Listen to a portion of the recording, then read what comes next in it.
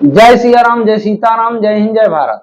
आज मैं आप लोगों को प्रश्नावली 3.2 का क्वेश्चन नंबर 5, यदि किसी भिन्न के अंश और हर दोनों में 2 जोड़ दिया जाए तो वह 9/11 हो जाती है। यदि अंश और हर में, फिर दूसरा कंडीशन कहता है, यदि अंश और हर में 3 जोड़ दिया जाए तो 5/6 हो जाती है। भिन्न ज्ञात कीजिए। ठीक है। इंग्लिश वाले कहेंगे a fraction becomes 9/11 if 2 is added the both of numerator and denominator. If 3 is added to both the numerator and denominator it becomes 5/6. Find the fraction. सबसे पहली बात तो ये समझो, अधिकतर बच्चे ये नहीं जानते कि फ्रैक्शन क्या है, भिन्न क्या है। फ्रैक्शन क्या है, भिन्न क्या है। तो ये जान लो कि हम इसको मैं नहीं लिख रहा हूं, ऐसे बोल रहा हूं, आप लोग समझ लेना। अंश और हर सहित लिखी हुई संख्या जो बटे में लिखी हो, अंश और हर सहित लिखी हो, उसको हम क्या कहते हैं, भिन्न कहते हैं, है ना। उसको क्या कहते हैं, भिन्न कहते हैं। या ऐसा कह सकते हो कि ऐसी संख्या जिसमें अंश और हर उपलब्ध हो वो संख्या भिन्न कहलाती है। तो इंग्लिश में ऊपर वाली संख्या को अंश कहते हैं, वो सॉरी हिंदी में, और नीचे वाली संख्या को हर कहते हैं। अंश मान लो ये हर हो गया, इसको न्यूमरेटर कहते हैं और इसको डिनोमिनेटर कहते हैं। ठीक, इतना बेसिक जानकारी हो गई। अब भिन्न क्या है, अंश क्या है, हर क्या है, ये समझ गए आप लोग। अब कहता है तो इसमें हमको मानना पड़ेगा, ये हल नंबर आप लोग डालना, हल नंबर 5 है क्वेश्चन नंबर 3 का। क्वेश्चन नंबर 3 का ये 5 है, 3.2 का। तो कहता है माना कि अंश बराबर x और हर बराबर y, तो भिन्न बराबर अंश बटे हर। ये हो गया x बटे y। इतना समझ में आया। मानते इंग्लिश वाले लिखेंगे let the numerator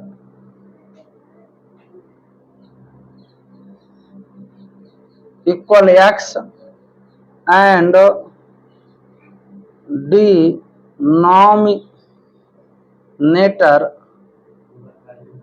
equal y, तो fraction equal x upon y, numerator upon denominator. ठीक, समझ गए।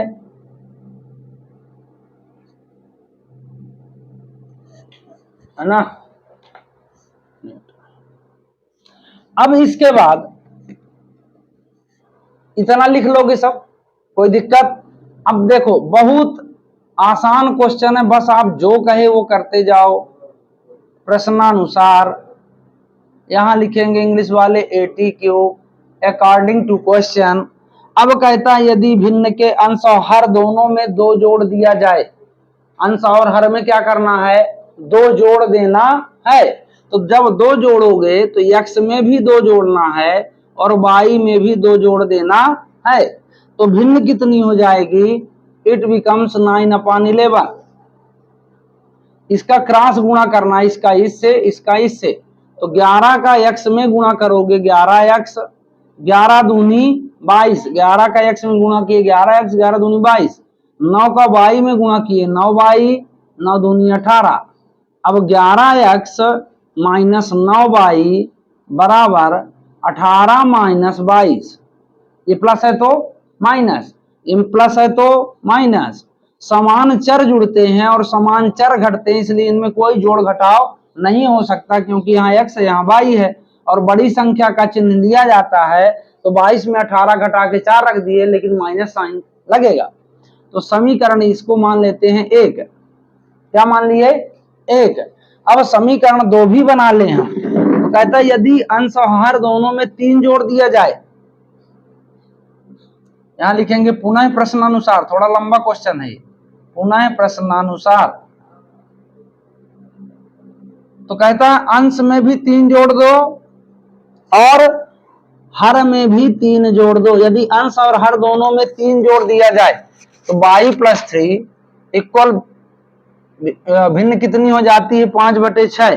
ठीक है, फिर क्रॉस गुणा करना, इसका इससे इसका इससे, तो 6 का x में गुणा करेंगे, 6x 6 3 18 बराबर 5y 5 3 15।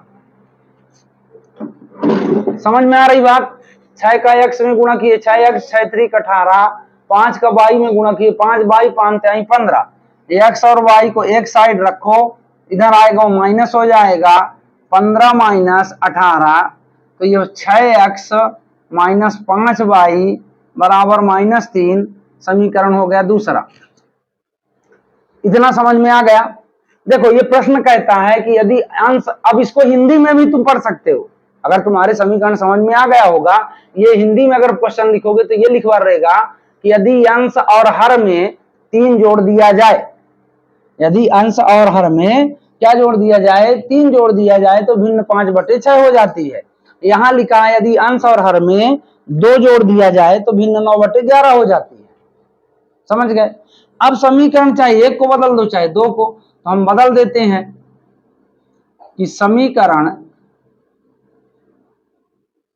1 से 2 भी कर सकते हो। हाँ, और एक चीज और दिमाग में रखना कि ये मत सोचना कि मैं x को चेंज कर देता हूं तो आप जो है x से x कर सकते हो। समीकरण का मतलब है किसी को भी चेंज करोगे आंसर आ जाएगा, चाहे y को चेंज कर दो। ठीक है, तो x माइनस 9y इक्वल -4। देखो x का मान हम लेते, y का इसलिए कर देता हूं जिससे मान लो माइनस है तो ये इधर गया प्लस हो गया, झंझट कम रहती है। x equal -4 plus 9y upon 11, ये आपका समीकरण कितना हो गया? 3 हो गया। ये माइनस था, इधर आया प्लस हुआ, समान चर जुड़ते हैं समान चर घटते हैं, तो ये घटना जुड़ना है नहीं, ये बटे में 11 हो गया। ठीक है, अब आगे का कार्यक्रम,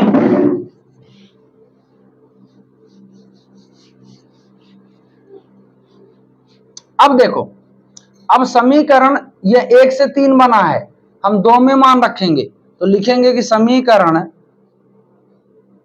2 में x का मान रखने पर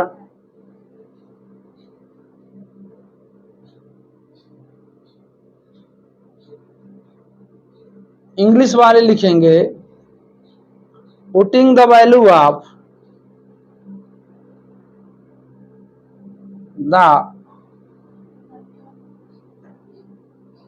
of x in equation second. अब x की वैल्यू हमको रखना है यहां, तो 6 तो लिखेंगे, x बराबर क्या है? -4 plus 9y upon 11 bracket close -5y equal -3, यही ना है। अब देखो 6 से 11 कटेगा क्या? नहीं कट सकता, तो सीधा सीधा गुणा करते हैं। 6 चौको 24, 6 नैया 54, पहाड़ा 20 तक अगर नहीं आता जिन बच्चों से, मैथ उनके लिए थोड़ा कठिन होगी।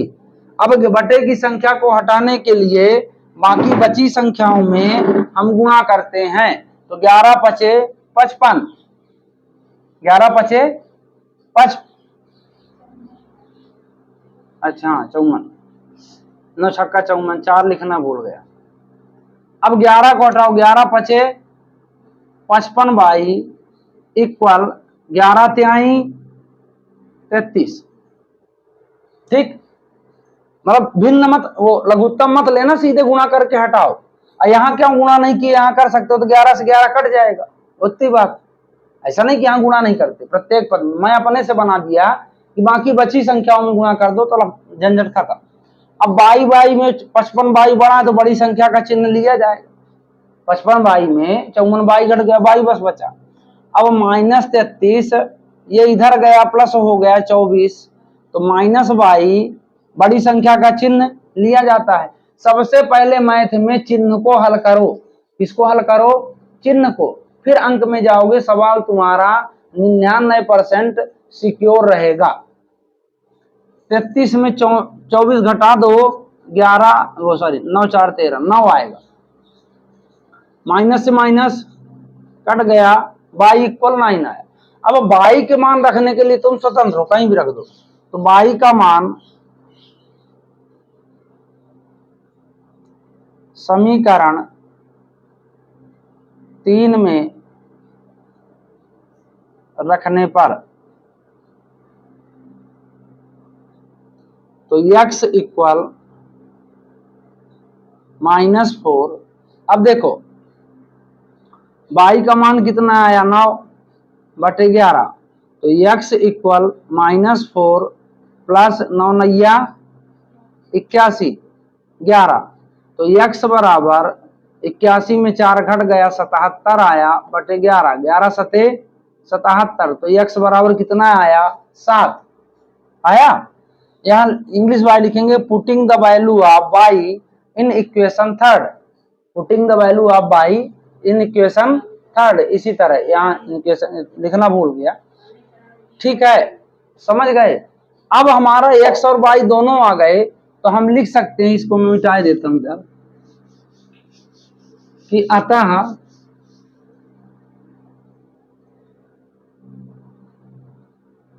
यहां से लिख लेना, अतः है भिन्न बराबर x बटे y। तो x का मान कितना है 7, y का मान कितना है 9। इंग्लिश वाले लिखेंगे सो फ्रैक्शन इक्वल 7/9, यही आपका आंसर है, ठीक। इसका एक क्वेश्चन और बचा, आज से आपको ये प्रश्नावली खत्म। देखो कहता है, ये लास्ट क्वेश्चन है, 5 वर्ष बाद जैकब की आयु उसके पुत्र की आयु की 3 गुनी हो जाएगी। पहले बात समझना, जैकब पिता है और उसके पुत्र की आयु से 3 गुनी हो जाएगी। 5 वर्ष पूर्व जैकब की आयु उसके पुत्र की आयु की 7 गुनी थी, तो वर्तमान आयु ज्ञात करना है, ठीक। 5 years hence the age of Jacob will be 3 times the age of his son. 5 years ago Jacob age was 7 times that the of his son. What are their present age? अब कुछ बात आपको इसमें आयु वाले में यह ध्यान रखना है कि बाद की आयु, जैसे 5 वर्ष बाद, आप अपने आयु से लगाओ कि हम 5 वर्ष बाद अपनी आयु का अधिक होंगे कि कम, तो अधिक होंगे, तो किसमें होगा प्लस में। हम कहते हैं 5 वर्ष पहले या पूर्व, तो आज की आयु का हम कम थे 5 वर्ष, तो माइनस जाएंगे। बस इतना ही समझना है कि अगर बाद की आयु हो तो आपको प्लस में लिखना है, और माइनस पूर्व या पहले लिखा हो तो जान लो कि माइनस में लिखा जाएगा। तो इसमें मान लेते हैं,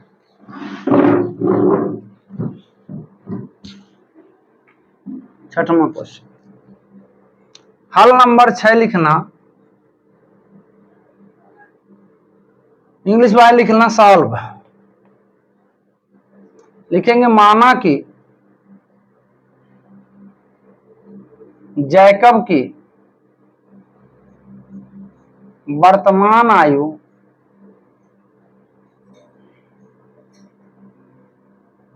x वर्ष, ठीक। लेट द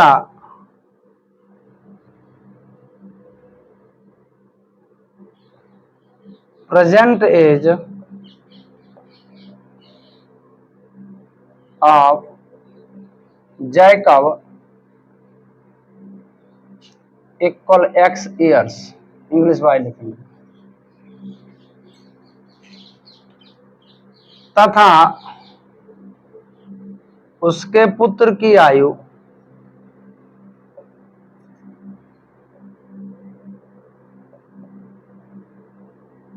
y वर्ष and age of his son y वर्ष, y ईयर्स। इतना लिख लेंगे। अब इतना लिखने के बाद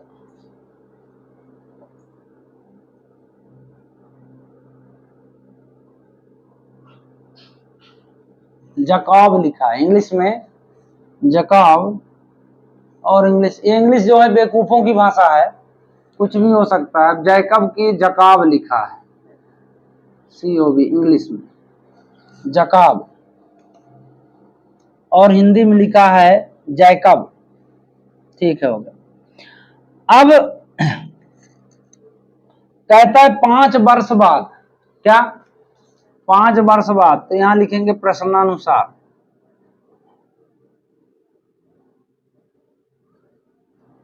ये लिखोगे ATQ। अब 5 वर्ष बाद जैकब की आयु, 5 वर्ष बाद, इंग्लिश बाय लिखेंगे आफ्टर 5 years।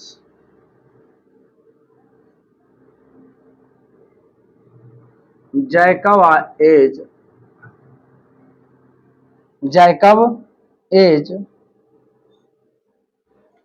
जैकब एज जो है, आज वर्तमान में अगर वो X साल का है तो 5 वर्ष बाद कितना होगा, ईयर्स। ठीक, जैकब एज, जैकब की आयु X + 5,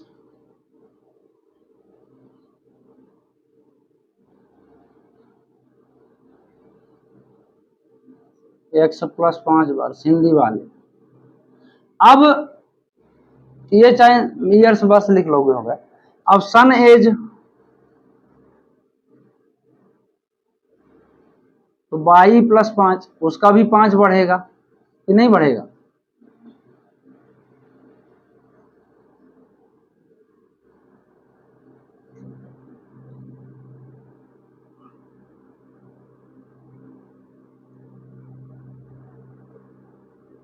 ठीक, अब कहता है 5 वर्ष बाद जैकब की आयु उसके पुत्र की आयु की 3 गुनी हो जाएगी। तो जो जैकब की आयु है, पुत्र की आयु, अब यही कंफ्यूजन होते हैं लड़के कि हम इसमें 3 का गुणा कर दें किसमें, तो ये तो ऑलरेडी 3 गुनी है X + 5, तो 3 का गुणा किसमें करना है, पुत्र वाले में। तो X प्लस जो छोटा हो, देखो सीधा बात, जो छोटा हो उसमें गुणा कर दो, 3 × 5 = 15, तो X - 3y = 15 - 5, तो X - 3y = 10। ये समीकरण हो गया आपका पहला। अब कहता है 5 वर्ष पूर्व, 5 वर्ष पूर्व, तो यहां लिखोगे 5 years ago, हिंदी में लिखोगे 5 वर्ष पूर्व। ठीक, तो 5 वर्ष पूर्व जो है, इसकी आयु जैकब की क्या होगी, जैकब की आयु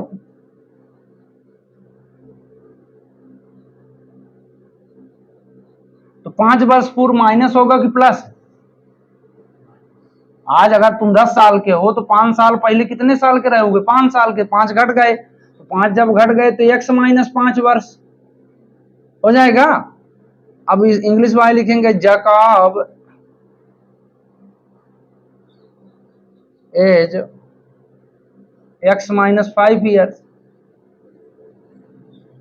फिर उसके पुत्र की आयु,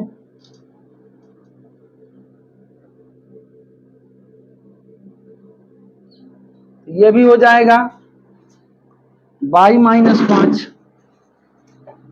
y - 5 वर्ष,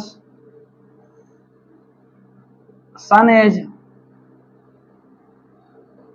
y - 5 ईयर्स होगा। हालांकि समझने वाले समझ सकते हैं, न लिखूंगा तब भी पर फिर भी लिखे दे। अब कहता है कि 7 गुनी थी, पुत्र की आयु की कितनी गुनी थी, 7 गुनी, तो X - 5 = 7 y - 5, तो X - 5 हुआ, 7 का y में गुणा किए कितना आया, 7y, और 7 × 35, तो X - 7y = -35 + 5, तो तो x माइनस 7y बराबर -30। समीकरण कितना हो गया? 2। अब समीकरण 1 और 2 से मतलब है, बाकी सब भी मिटाओ जितना ये पूरा रामायण लिखा गया है। अब आगे इसका अब मेन इनसे काम है, ये रामायण खत्म। अब समीकरण 1 और 2 को लेना है। यहां लिखते हैं कि समीकरण 1 से, अब जब समीकरण 1 से तो x minus 3y equal 10, English y लिखेंगे फ्रॉम इक्वेशन फर्स्ट। तो x इक्वल 10 प्लस 3y, ये तुम्हारा समीकरण हो गया क्या? तीसरा। तो समीकरण 2 में x का मान रखने पर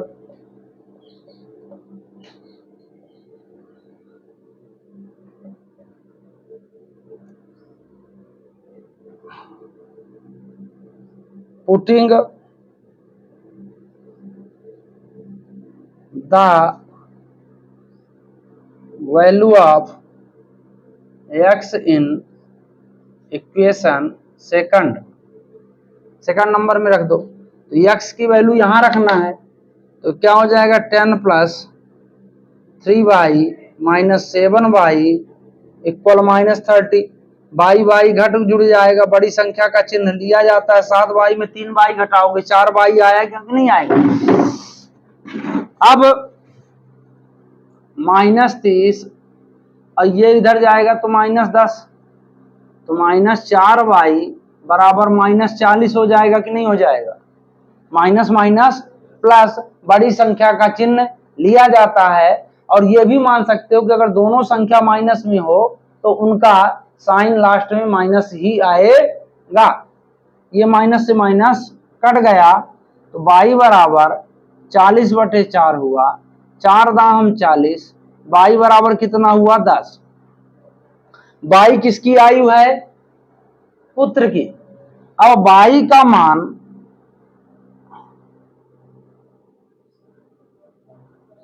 समीकरण अब 3 में रख दो। 3 में रखने पर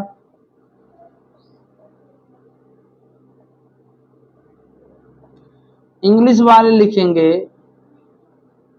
पुटिंग द वैल्यू ऑफ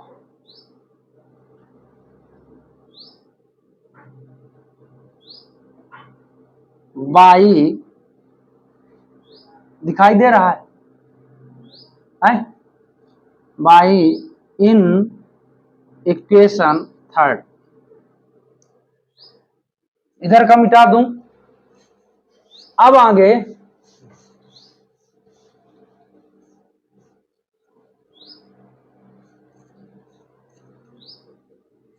अब समझना। अब y का मान समीकरण 3 में रखने पर तो x इक्वल 10 प्लस 3 इंटू, ये y की जगह ये मान रख देना है ऐसा। तो x इक्वल 10 प्लस 30, तो x इक्वल कितना हो गया? 40। अब देखो कंडीशन क्या कहता था? 3 गुनी थी, है ना? हाँ, ठीक आता है। जैकब की आयु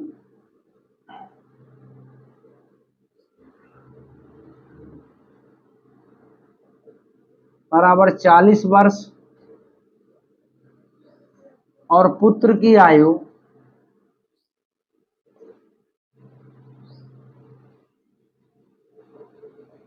10 वर्ष। ठीक, इंग्लिश वाले लिखेंगे so age of Jacob equal 40 years and age of son equal 10 years. ठीक है, फिर मेरी बात को गौर से समझ लो, फिर इसके बाद देखो। ये याद रखना कि आयु वाले क्वेश्चन में अगर हम पिता को x मानते हैं तो जो भी गुणा करेंगे 3 गुना 4 गुना 2 गुना वो पुत्र की ही तरफ होगा। किसकी तरफ होगा? पुत्र की तरफ। समीकरण का मतलब है कि दोनों बराबर होने चाहिए। मैं कहता हूं कि मेरे पास 10 रुपए तुमसे अधिक हैं, तुमसे 10 रुपए अधिक हैं, तो मेरे पास 10 रुपए अधिक हैं, तो इसका मतलब यह है कि तुम्हारे पास अगर 10 रुपए हो जाएं तो मेरे बराबर हो जाओगे। इसी तरह समीकरण, तो समीकरण मतलब 10 रुपए तुम्हारे में जोड़ना है अगर मेरे बराबर करना, मेरे में नहीं, मेरे में तो मेरे पास वैसे 10 रुपए अधिक, तो इसी तरह आयु वाला है। समझ में आया? ठीक, तो मैं आशा करता हूं कि आप लोगों को ये वीडियो अच्छे पसंद आई होगी। तो चैनल को लाइक, सब्सक्राइब, शेयर जरूर कीजिए। जय हिंद, जय भारत।